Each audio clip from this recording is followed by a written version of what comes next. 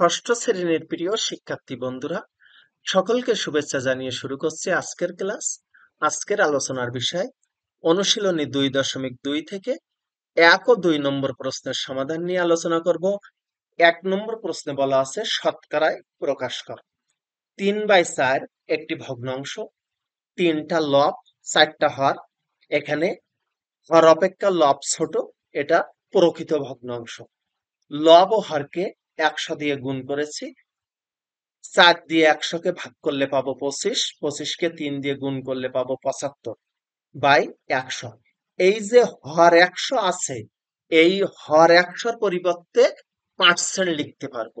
এই চিহ্নটার নাম হলো পার্সেন্ট বা শতকরা। তোমরা মনে রাখবে যে যখনই হর 100 আসবে, সেই হর 100-র পরিবর্তে শতকরা বা পার্সেন্ট লিখতে পারবে। তোমরা অ্যান্সারটা লিখবে 75%। পরের প্রশ্ন 7/15। এখানেও দেখো লব ও হরকে 100 দিয়ে গুণ করেছি, এবার কাটাকাটি করেছি। 15-কে 5 দিয়ে ভাগ করলে 3, 100-কে 5 দিয়ে ভাগ করলে 20, 20-কে 7 দিয়ে গুণ করলে 140/3 গুণ 100, 140/3। আর এই হর 100 আছে, এর পরিবর্তে এই পার্সেন্ট। 140-কে 3 দ্বারা ভাগ করলে পাবো 46.2/3%। এটা হলো মিশ্র ভগ্নাংশ। গ নম্বর প্রশ্ন 4/5। লব ও হরকে 100 দিয়ে গুণ করেছি, এবার এই 5 দিয়ে 100-কে ভাগ করলে 20 পাবে, 20-কে 4 দিয়ে গুণ করলে 80। আর সবসময় মনে রাখবে নিচের যে হরটা, এই যে 100টা, এই 100টা তোমরা শতকরা বা পার্সেন্টের জন্য রেখে দেবে, এটা কাটাকাটি করবে না। এবার দেখো 80/100, তাহলে লিখতে পারি 80%। ঘ নম্বর প্রশ্ন 2.6/25। এটি একটি মিশ্র ভগ্নাংশ। এবার দেখো এই মিশ্র ভগ্নাংশটিকে আমরা অপ্রকৃত ভগ্নাংশ প্রকাশ করব। প্রথমেই 25-কে 2 দিয়ে গুণ করব, গুণ করলে পাবো 50, তার সাথে 6 যোগ হবে, তাহলে পাবো 56, আর নিচে হর 25 থাকবে। 56/25। এবার দেখো তোমরা যদি একটু লক্ষ্য করো যে 25-কে যদি 4 দিয়ে গুণ করো তাহলে 100 হবে, আর 100 মানেই হর 100 মানে শতকরা বা পার্সেন্ট লিখতে পারবে। তাই আমি এখানে কিন্তু একটু ভিন্ন নিয়মে করেছি। আমি কিন্তু এখানে আর লব ও হরকে 100 দিয়ে গুণ করিনি, লব ও হরকে 4 দ্বারা গুণ করে। 56-কে 4 দ্বারা গুণ করলে 224, আর 25-কে 4 দ্বারা গুণ করলে 100। এবার এই হর 100 হয়েছে, 100-র পরিবর্তে পার্সেন্ট, তোমরা অ্যান্সারটা লিখবে 224%। এবার এখানে দেখো 0.25 আছে, আমরা প্রথমে এই দশমিক মুক্ত করব। তোমরা জানো দশমিক মুক্ত করার নিয়ম হলো দশমিকের জন্য ভাগাংশে, মানে এই 25 লিখেছি বাই এই দশমিকের জন্য 1, আর দশমিকের পরে 2 অঙ্ক আছে, 2টা শূন্য। বা তোমরা ক্যালকুলেটরে এই 25-কে 100 দিয়ে ভাগ করলে কিন্তু 0.25 পাবে। এই হর 100 এসছে, তাহলে এই 100-র পরিবর্তে আমরা এই শতকরা বা পার্সেন্ট লিখতে পারি, তাহলে উত্তরটা হবে 25%। 0.65, এটাও একইভাবে করব। 65/100, এই দশমিকের জন্য 1 নিয়েছে, 2টা অঙ্ক আছে, 2টা শূন্য, এই 100-র পরিবর্তে পার্সেন্ট। 2.50, একইভাবে দশমিক মুক্ত করলাম। এই দশমিকের জন্য 1, আর 2টা মানে অঙ্ক আছে, 2টা শূন্য, মানে এক কথায় 250-কে 100 দিয়ে ভাগ করলে 2.50 পাবো। আর এই হর 100 মানে পার্সেন্ট লিখতে পারবো, উত্তরটা হবে 250%। 3:1, এখানে অনুপাত আছে, আর তোমরা জানো অনুপাত থাকলে আমরা ভাগাকারে লিখতে পারবো, এটা 3/10 লিখতে পারবো। এখানে এই যে 3:10 আছে, 3টা হলো পূর্ব রাশি, 10টা হলো উত্তর রাশি, আর 3/10 যখন হবে তখন 3টা হবে লব, আর হবে 10। এবার দেখো এখানে আমি এই 10-কে যদি 10 দিয়ে গুণ করি তাহলে 100 পাবো, মানে আমার হর 100 আসবে। তাই লব ও হরকে 10 দিয়ে গুণ করেছি। 3 আর 10 গুণ করলে 30, আর 10 গুণ 10 100, এই 100-র পরিবর্তে এই পার্সেন্ট বা শতকরা। পরের প্রশ্নে আছে 12:25। তাহলে লিখতে পারি 12/25 সমান 12 গুণ 4/25 গুণ 4। তোমরা বুঝতে পারছো 25-কে 4 দিয়ে গুণ করলে 100 পাবো, আর এই 100-র পরিবর্তে আমরা পার্সেন্ট লিখতে পারবো। 2 নম্বর প্রশ্ন আছে সাধারণ ভগ্নাংশ দশমিক ভগ্নাংশে প্রকাশ করো। এক দেখে আমরা শতকরায় প্রকাশ করেছি, আর এবার এখানে শতকরা দেওয়া আছে, সাধারণ ও দশমিক ভগ্নাংশে প্রকাশ করতে হবে। সাধারণ ভগ্নাংশে আমরা প্রথমে প্রকাশ করব 45% আছে। তোমরা জানো যে এই পার্সেন্ট মানে হরে 100 নেওয়া যাবে, তাই দেখো 45/100 লিখেছি। এবার এখানে দেখো এই 45-কে যদি তুমি মানে ভেঙে লেখো 9 গুণ 5, 5 গুণ 45, 20 গুণ 5, 5 20 100। এবার দেখো এই 5 5 কাটাকাটি হয়ে বাদ হয়ে যাবে, তাহলে থাকবে 9/20। এটা কিন্তু পেলাম আমরা সাধারণ ভগ্নাংশ। এইবার এই যে সাধারণ ভগ্নাংশ পেয়েছি, এটাকে আমরা দশমিক ভগ্নাংশে প্রকাশ করব। এই 9-কে 20 দিয়ে ভাগ করব। তোমরা যদি ক্যালকুলেটরে ভাগ করো তাহলে সহজে হয়ে যাবে। এই 9-কে 20 দিয়ে ভাগ করলে পাবে 0.45। আমি এখানে ভাগটা করে দিয়েছি, তোমরা একটু দেখো।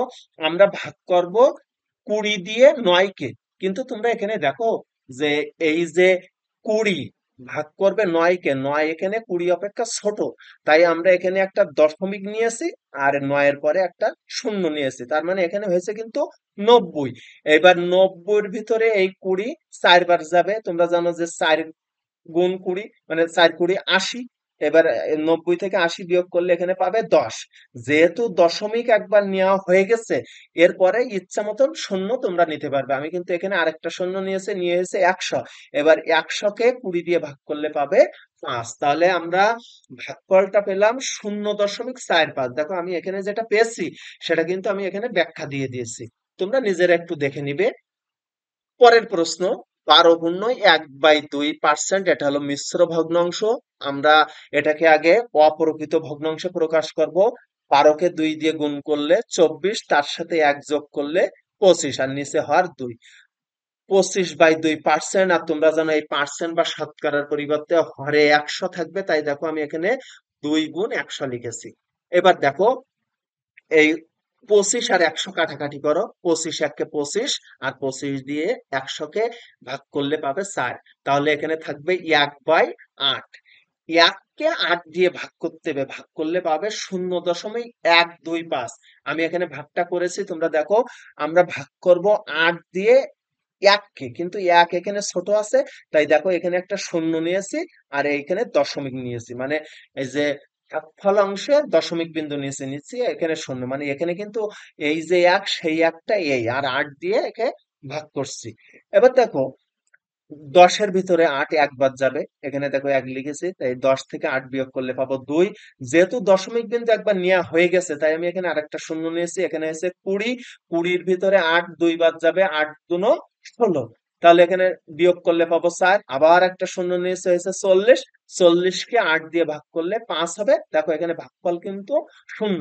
তাহলে আমরা সরি, এখানে ভাগশেষ শূন্য আর ভাগফল পেলাম 0.125। এবার আছে 37/1/2%। 37-কে 2 দিয়ে গুণ করবে, তার সাথে 1 যোগ করবে, তাহলে এখানে পাবে 75/2%। এবার এই পার্সেন্ট বা শতকরার পরিবর্তে নিচে হর 100 লিখলো, তাই 2 গুণ 100। এবার দেখো তোমরা এটা কাটাকাটি করবে, 25 দিয়ে কাটাকাটি করবে। 3 25 75, 4 25 100। তাই দেখো এখানে 3 লিখেছি, এখানে 4 লিখেছি। তাহলে এটা থাকবে 3/4 এবার 3/8 মানে এই যে 3-কে 8 দিয়ে আমাদের ভাগ করতে হবে, তাই দশমিক ভগ্নাংশ দেখো লিখেছি 3/8। এবার 3-কে 8 দিয়ে ভাগ করে পেয়েছি 0.375। এই ভাগটা তোমরা দেখে নাও। আমরা ভাগ করব 8 দিয়ে 3-কে, তা যেহেতু 3 ছোট, সেই দশমিক বিন্দু নিয়েছি, মানে একইভাবে সবগুলো ভাগ হবে। এই শূন্য নিয়েছি, তাহলে এখানে হয়েছে 30। 30-এর ভেতরে 8 যাবে 3 বার। 3 গুণ 8, 3 8 24। দেখো এখানে 3 নিয়েছে, এখানে 24, বিয়োগ করলে 6 থাকলো। আবার একটা শূন্য নিয়েছি। এবার 8 দিয়ে 60-এর ভিতরে মানে 8 60-এর ভিতরে যাবে 7 বার, 27 56। এখানে বিয়োগ করলে 4 পেলাম। আবার একটা শূন্য নিলাম, এখানে হলো 40। 8 দিয়ে 40-কে ভাগ করলে 5। দেখো আমাদের কিন্তু মিলে গেছে, মানে এখানে ভাগশেষ শূন্য হয়ে গেছে। তাহলে আমরা ভাগফল পেলাম 0.375। তাহলে আমাদের সাধারণ ভগ্নাংশ হলো 3/8, আর দশমিক ভগ্নাংশ হলো 0.357। তোমরা উত্তরটা লিখবে। পরের প্রশ্ন আছে দেখো, 11 পূর্ণ 1/4 এটাও মিশ্র ভগ্নাংশ।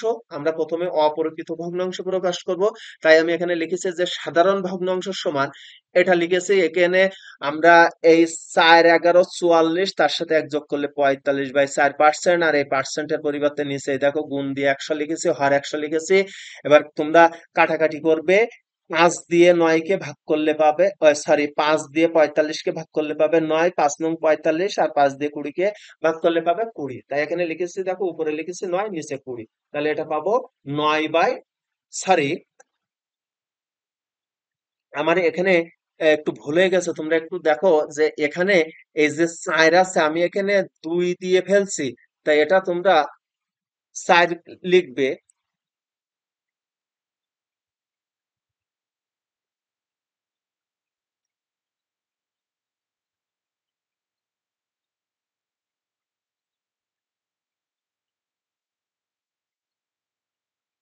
দেখো আমি এটা 4 করে দিয়েছি, আমার মানে ভুলের জন্য দুঃখিত।